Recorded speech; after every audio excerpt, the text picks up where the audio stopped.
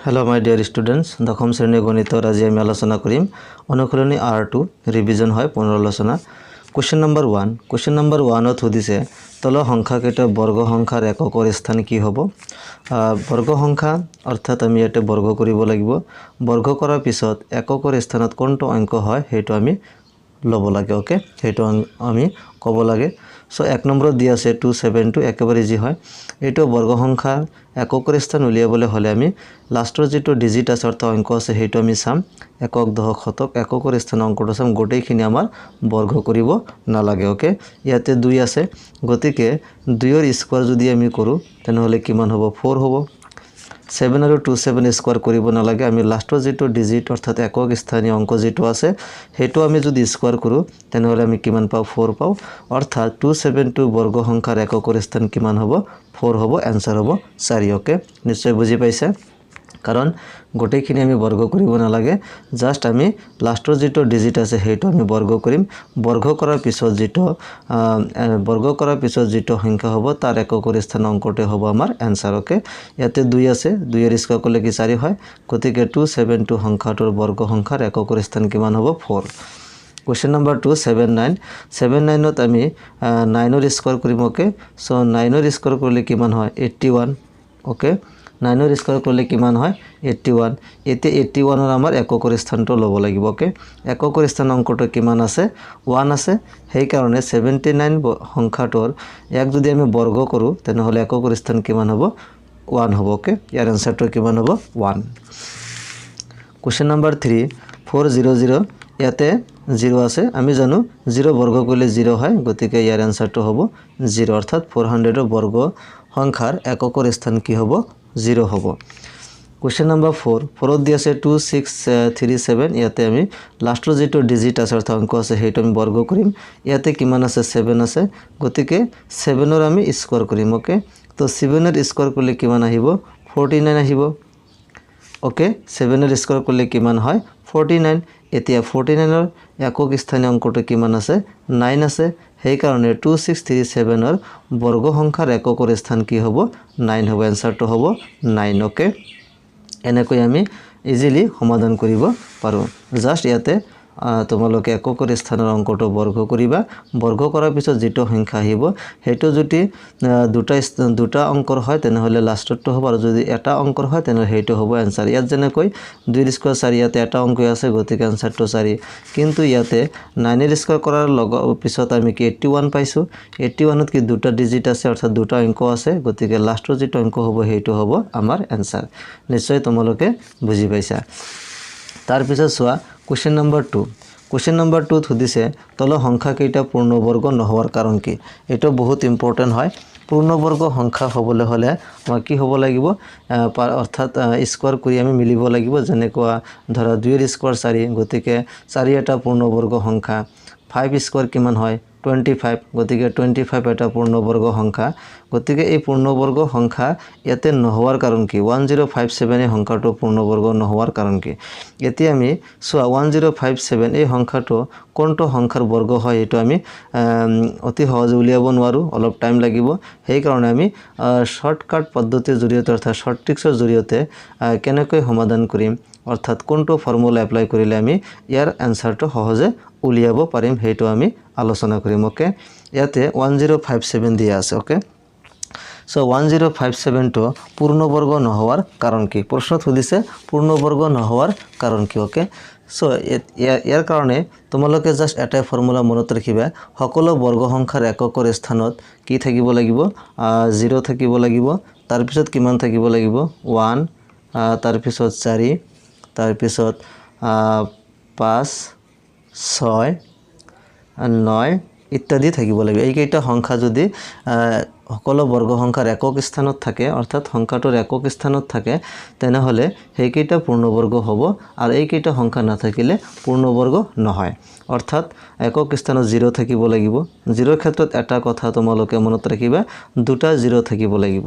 যেনেকুৱা ধৰা আর ইয়াতে 90 গতি 90 তো এটা পূর্ণবর্গ নহয় ইয়াতে 0 আছে কিন্তু পূর্ণবর্গ সংখ্যা নহয় কারণ 90 ক আমি কোনো সংখ্যার স্কয়ার কৰি নাপাও গতি আৰু এটা 0 বৰাই দিব লাগিব যেতিয়া দুটা শূন্য থাকিব তেতিয়াহে পূৰ্ণবৰ্গ হ'ব কাৰণ 90 আমি 30 ৰ স্কয়াৰ কৰিলে কিমান পাও 900 পাও ওকে গতিকে 0 ক্ষেত্ৰত খালি আপোনালোক তোমাৰ মনত ৰাখিব যে দুটা 0 আছে নে নাই ওকে এইখিনি হৈ গল এতিয়া সূত্ৰটো হল তেনেহলে একক স্থান অঙ্কত কি থাকিব লাগিব অর্থাৎ যেটো সংখ্যা দিয়া থাকিব তার একক স্থান অঙ্কটো যদি 0 থাকে 0 ক্ষেত্ৰত দুটা 0 তাৰপিছত 1 থাকিব লাগিব 4 থাকিব লাগিব 5 থাকিব লাগিব 6 থাকিব লাগিব আৰু 9 থাকিব লাগিব এই কেইটা সংখ্যা যদি থাকে তেনেহলে সংখ্যাটো পূৰ্ণবৰ্গ হ'ব আৰু এই কেইটা সংখ্যা নাথাকিলে পূৰ্ণবৰ্গ নহয় নিশ্চয় বুজি পাইছা অৰ্থাৎ কোনো এটা সংখ্যাৰ একক স্থানত এইকেইটা সংখ্যা যদি থাকে তেনেহলে পূৰ্ণবৰ্গ হ'ব সংখ্যাটোকে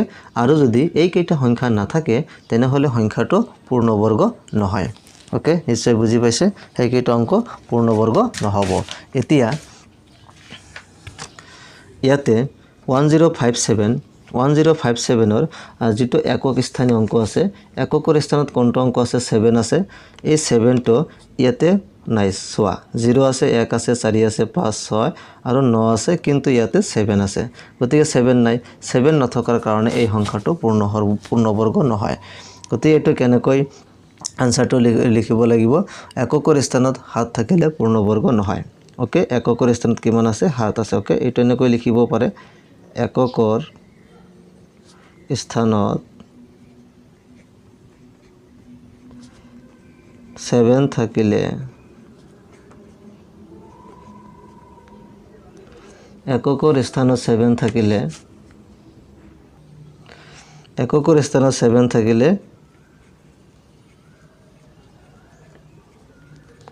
পূৰ্ণবৰ্গ নহয় এটো কাৰণ দিব লাগিব ওকে এককৰ স্থানত 7 থাকিলে পূৰ্ণবৰ্গ নহয় কাৰণ পূৰ্ণবৰ্গ সংখ্যা হ'বলৈ এককৰ স্থানত দুটা 0 থাকিব লাগিব 1 থাকিব লাগিব 4 থাকিব লাগিব 5 থাকিব লাগিব 6 থাকিব লাগিব আৰু 9 থাকিব লাগিব ইয়াত যেহেতু 7 আছে সেই কাৰণে এটো পূৰ্ণবৰ্গ নহয় এককৰ স্থানত 7 থাকিলে পূৰ্ণবৰ্গ নহয় নিশ্চয় তোমালোকে বুজি পাইছা এতিয়া 2 নম্বৰত দিয়া আছে 2 নম্বৰত 7 9 2 8 ইয়াৰ একক স্থান কিমান আছে 8 আছে কিন্তু ইয়াতে সোয়া 8 নাই অৰ্থাৎ এইবিলাক সংখ্যা থাকিলেহে পূৰ্ণবৰ্গ হয় গতি এটো পূৰ্ণবৰ্গ সংখ্যা নহৰ কাৰণ হল একক স্থানত কি আছে 8 আছে গতি কেনেকৈ লিখিব লাগিব এককৰ স্থানত 8 থাকিলে পূৰ্ণবৰ্গ নহয় এটো হ'ব আমাৰ কাৰণকে এককৰ স্থানত 8 থাকিলে পূৰ্ণবৰ্গ নহয় ঠিক তেনেকৈ 3 নম্বৰটো সোয়া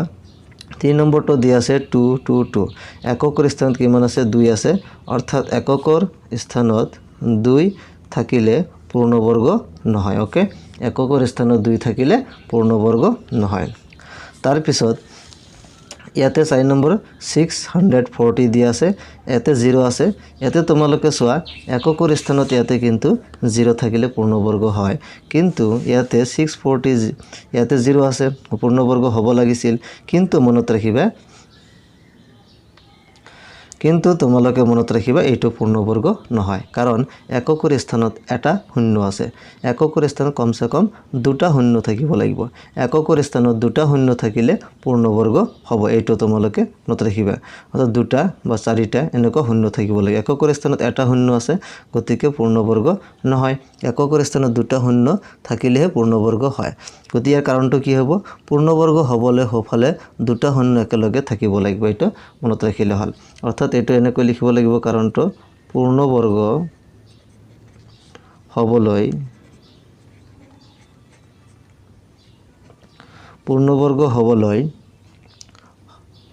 হফালে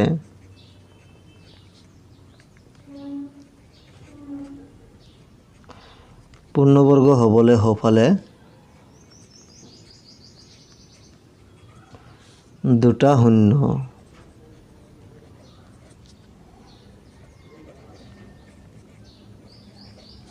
থাকিব লাগে